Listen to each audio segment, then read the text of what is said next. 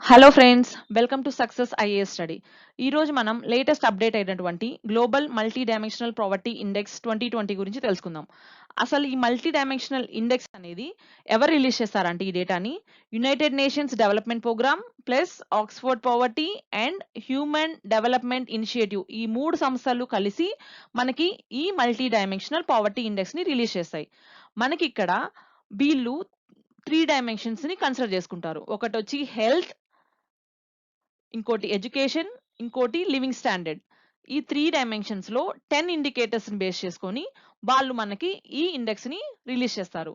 Health లో మనకి 2 indicators ఉంటాయి. ఒకటి వచ్చి న్యూట్రిషన్, చైల్డ్ మోర్టాలిటీ. ఎడ్యుకేషన్ లో మనకి 2 ఇండికేటర్స్ ఉంటాయి. Years of schooling and school attendance. And living standards లో మనకి cooking fuel, sanitation, drinking water, electricity, flooring, assets.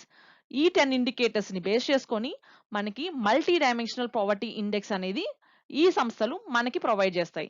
So అసలు దీంట్లో డేటా ఏంటంటే మనకి 273 మిలియన్ ఇండియన్స్ ఈ మల్టీ డైమెన్షనల్ పావర్టీలోంచి బయటకు వచ్చేసారు అని చెప్పి మనకి యుఎన్ రిపోర్ట్ చేసింది అనమాట. వెన్ కంపేర్డ్ టు అంటే 2005-6 డేటాతో 2015-16 డేటా కంపేర్ చేసుకుంటే 273 మిలియన్ ఇండియన్స్ ఈ పోవర్టీ నుండి బయటకు వచ్చేసారు. ఇదేంటంటే మనకి హాఫ్ కంటే ఎక్కువ పీపుల్ మనకి మల్టీ డైమెన్షనల్ పోవర్టీ నుంచి బయటకు వచ్చేసారు. సో ఇది మనకి చాలా గుడ్ న్యూస్ అన్నమాట ఇండియాకి.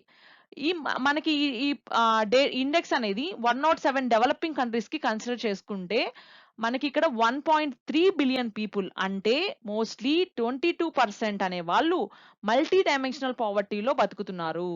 సో దీంట్లో మెయిన్ గా మనకి బర్డన్ అనేది ఈ పోవర్టీ అనేది ఎక్కువగా చిన్న పిల్లల మీద పడుతుంది అనమాట. అది కూడా 18 ఇయర్స్ లోపు ఉండే పిల్లలు. ఈ 1.3 బిలియన్స్ లో మనకి 644 మిలియన్ పీపుల్ అనే వాళ్ళు మనకి 18 ఇయర్స్ లోపు ఉండే పిల్లలు అనమాట.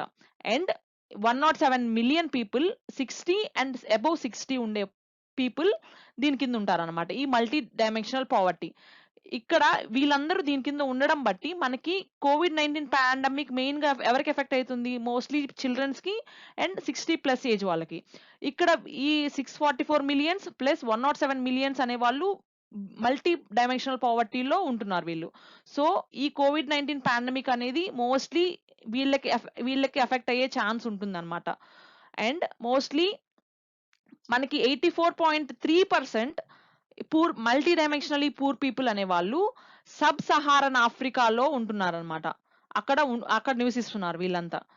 అండ్ మనకి మోస్ట్లీ ఓవరాల్ గా 2018 డేటా బట్టి తీసుకుంటే మనకి 37.7 క్రోర్ పీపుల్ మనకి ఈ మల్టీ డైమెన్షనల్ పావర్టీలో బతుకుతున్నారు. అండ్ మనకి ఎక్కువ అర్బన్ ఏరియాస్ కి విలేజెస్ కి కంపేర్ చేసుకుంటే మనకి విలేజెస్ లోనే ఎక్కువ మల్టీ డైమెన్షనల్ పూర్ పీపుల్ అనే వాళ్ళు ఉంటున్నారు అనమాట. సో మెయిన్ గా ఈ COVID-19 అనేది మనకి 2 ఇండికేటర్స్ మెయిన్ గా ఈ ఇండికేటర్స్ 10 ఇండికేటర్స్ లో మనకి 2 ఇండికేటర్స్ మీద మెయిన్ గా ఇది సివియర్ గా ఎఫెక్ట్ అయింది. ఒకటి వచ్చి న్యూట్రిషన్ అన్నమాట. ఈ న్యూట్రిషన్ అనేది సరిగ్గా అందకపోవడం అన్నమాట ఈ COVID-19 వల్ల. అండ్ ఇంకొకటి ఏంటంటే చిల్డ్రన్స్ స్కూల్ అటెండెన్స్ అనేది తగ్గిపోవడం అన్నమాట. సో ఈ 2 ఇండికేటర్స్ మీద మనకి ఇది ప్రభావం చూపిస్తుంది. సో ఇక ఫ్యూచర్ లో మనం ఈ పావర్టీని టాక్లింగ్ చేయడం అనేది మనకి కొంచెం కష్టం అవ్వచ్చు అనమాట. సో ఇది ఫ్రెండ్స్ మనకి global multi dimensional poverty index గురించి. సో మరిన్ని అప్డేట్స్ తో మళ్ళీ మీ ముందుకు వస్తాం. Thank you friends.